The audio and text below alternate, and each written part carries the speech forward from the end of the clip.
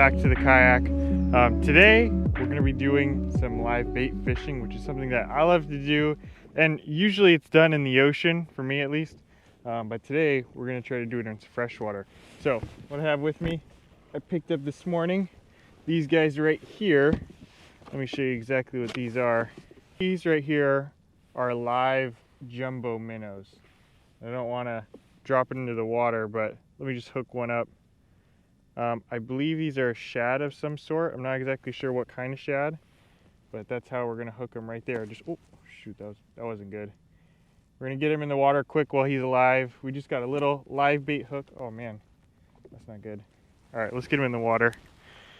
Oh yeah, he's nice and lively. Got him on a live bait hook. This rod right here, I'm gonna use with no weight, and then I'll show you my other rod in a second. That one's gonna be interesting for sure. Probably drop back a couple 100 feet or so. Just free lining on top. These striped bass, which we're fishing for today, I'm not sure if I mentioned that already, but these striped bass, they feed on the surface all the time. So they could be farther down, which is why I have a downrigger right here. I might try that today. But I want to keep one on top because, I don't know, for me, I've just had really good luck fishing the surface. Even when I'm marking the fish farther down, I don't know if it's because they're looking up towards the surface for food to eat or what, but whatever the reason is, I've always had good luck on the surface. So anyways, we'll drop this in, start trolling, and I'll set up my other line, which I'll show you in a second here. All right, that's good for that one.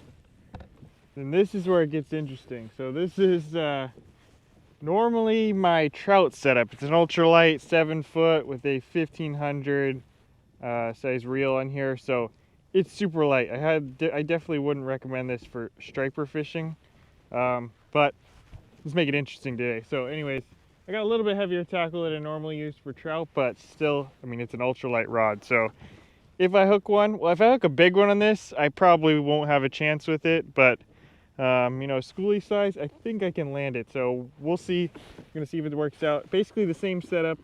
I'm putting another minnow on this one. We're gonna go with all minnows today. All right, we got a minnow on this one. And so this one, I'm actually gonna put on the downrigger. So like I said, I had good luck on the surface, but I wanna cover a couple of different water depths just to see where these fish are today. And yeah, if I can get a couple hookups on one setup, then obviously we can fixate or hone in on that depth. But to start, I've got to figure out where these fish are. I haven't fished here in a while. I'm gonna put this in about I think I'm gonna do 20 feet. I've been marking a few fish in the middle of the water column. I assume those are striper. Not like a big school yet, but there's a few stragglers, roaming through. So we'll drop this one down a little bit and see if this does the trick. So if you're new to the channel, never seen a downrigger setup, so basically what it is it's a heavy weight. It's got a 4-pound downrigger weight with a little clip right here. So I'll clip the line into this like so. Just clip it in there nice and easy like that. Oh my god, just broke the cable. Alright, well, that wasn't supposed to happen. Downrigger issues.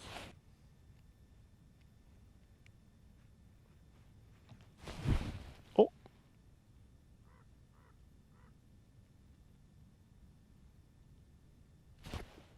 I'm not sure if that was a bite or not. So anyways, like I was saying, clip the braid into this clip like that, and then just drop this down, and this way this will allow me to control the depth really easy. Each turn of the handle here is one foot on the 1 foot down. I just turn this about 20 times or so, put me right at 20 feet. Now I can fish that little zone. All right, now we troll. Kind of worried that the bait was stolen off of this one.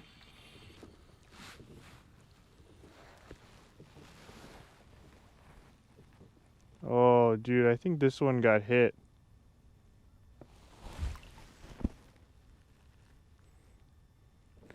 Yeah, I think this one got hit.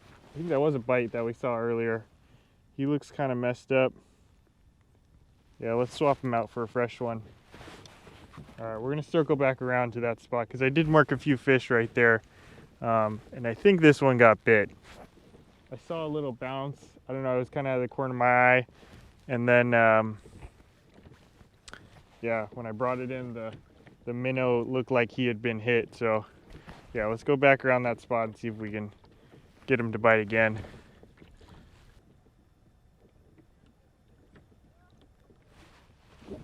This one just got hit. Oh, he's on. He's on. He's on the ultralight. On the ultralight. On the ultralight. Look at that. Right back through that same spot that I was trolling at before. I think there's a little group of them right here.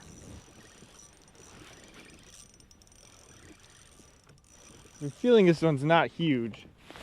If it was any size, it would go on some good runs with this thing, but you know, not a bad fish at all. Let's see exactly what we're dealing with.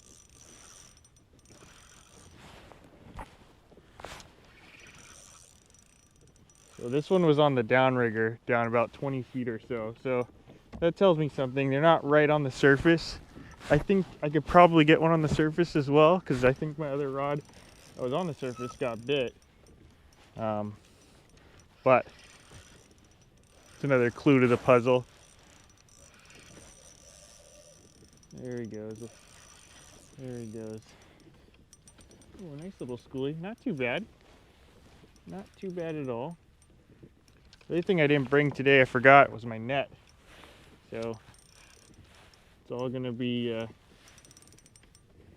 whipping with my hand today.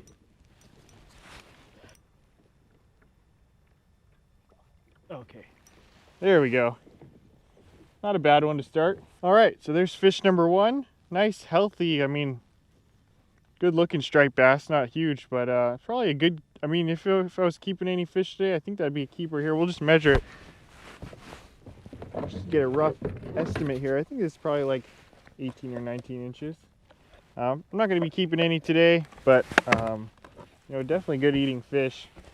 If you wanted to make some fish tacos, or yeah, 18 and a half. Definitely a keeper if you wanted to keep them. But yeah, good white meat fish. Nice for like fish tacos or like a beer battered fish and chip style kind of thing. These are perfect for that. So anyways, that's a nice one on the ultralight. I kind of want to catch a big one on the ultralight just to see, put it to the test. I knew I could probably catch one this size, but if I get a big one, ooh, I don't know, that's gonna be tricky. But anyway, still a really fun fight on pretty light tackle with that live minnow. So you can see my live bait hook got him pretty good. He wasn't going anywhere. Oh, you know what? Actually, I barely got him. Look at this. Bink. So actually, maybe it's better I was using my ultralight setup, because if I had a little more pressure on him, the hook might have come off pretty easily. But anyways, fun little fight on the downrigger, live minnow, live bait hook. First striped bass of the day. Not a bad one. So let's let this one go. See if we can get another one. All right, little Jude. Thank you for the fight. There he goes. All right, let's get, oh, I can see the, that's awesome. I can see the fish go down on the fish finder, which is actually really useful, because now I know exactly of a mark that size. I know exactly how big of a fish that is, or at least, you know, approximately. But anyways, all right, let's get another one. So all I'm doing right now is I'm just really slow trolling. You know, I have a live bait, so I don't necessarily need to give those baits any action. They do all the action themselves. So yeah, I'm just slow trolling through this little area here. And just like any other fish, you know, I caught one in one spot. So I'm gonna go right back through it and see if there's any more in there. Oftentimes with all schooling fish, I mean, striped bass are no different. Where there's one, there's usually more. So if you troll back through that same area, you're likely to get another one. And that's exactly what I'm gonna try to do here.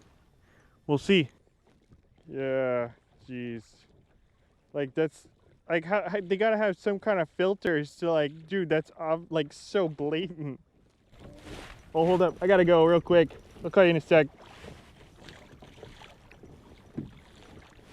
Gotta pay attention to my rods. Fish on, baby. On the ultralight. Man, I gotta stop talking on the phone. Somehow I always manage to hook up when I'm doing it though, so maybe I should keep doing it. This one feels a little bit better. The same setup here with the downrigger, ultralight. I think this one's a little bit bigger than the first one, if I had to guess. There are some really big striped bass in here. I mean, I think the record, the California record, I think was caught in this lake. I think. Don't quote me on that. So there's some like, I think it was like 70 pounds, 60 something pounds. I don't know, it's huge. Oh, there he goes. Honestly, I don't think it would be, wow. Yeah, this one's definitely bigger than the first one. If I hooked a 60 pounder on this setup, I would be in some serious trouble, but anyways, they're in here. See what this one looks like.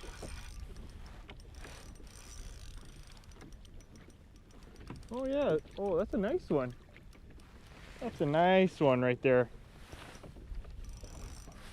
So I gave up on my first spot. I trolled through there after I hooked up that one. After I hooked that one fish, I trolled through there, oh man, probably like 5 or 6 more times through the same spot. I marked a few more, but I don't know, they just weren't biting, so gave up on that one. Decided I'd go search some other areas, and this is what I came up on. Oh. So I caught this one right off of this point here, and generally speaking, points or anywhere where it's like a good change in like depth, to probably, you know, like the big like outcropping in the water, or you know, something like that. Anything where there's a good change in depth is a good spot to kind of target some fish, because, well, it just presents a good little area for bait fish, and obviously where the bait fish are, that's where the big fish are going to be hanging out too. You know, it creates that little current break too, where if the water's kind of just pushing off of that you know, point. Hold on, I gotta land this fish. Stop talking. I wonder if I can tail him.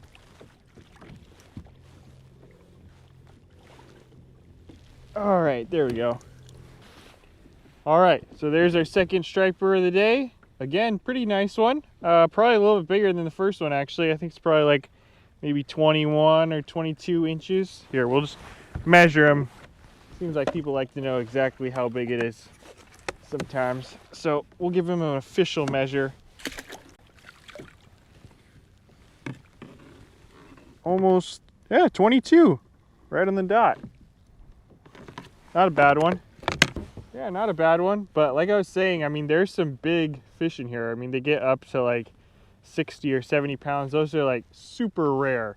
I mean, like 99% of the fish you catch are this size. Every once in a while you get a nice like 10 pounder or so. But it's always nice to kind of fish in a spot where you have a chance to hook a true giant.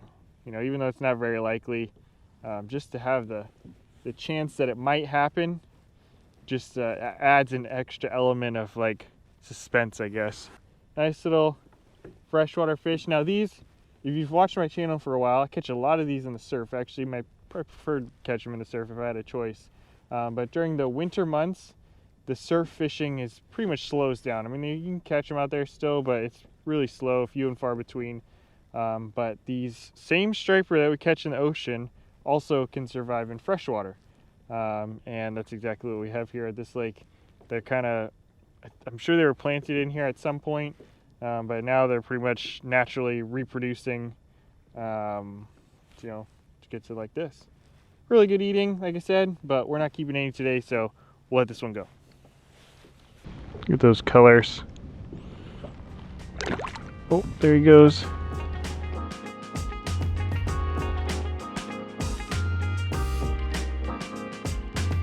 All right, guys, well, that's gonna wrap it up for today. A couple of nice fish, and I do plan to come out here and do it again. So if you have any questions or suggestions for doing another video similar to this, let me know in the comment section below. Quick little winter striped bass live bait video, and I caught both of the fish today on my ultralight setup. Looking forward to the next one. So thank you guys for watching. We'll see you next time.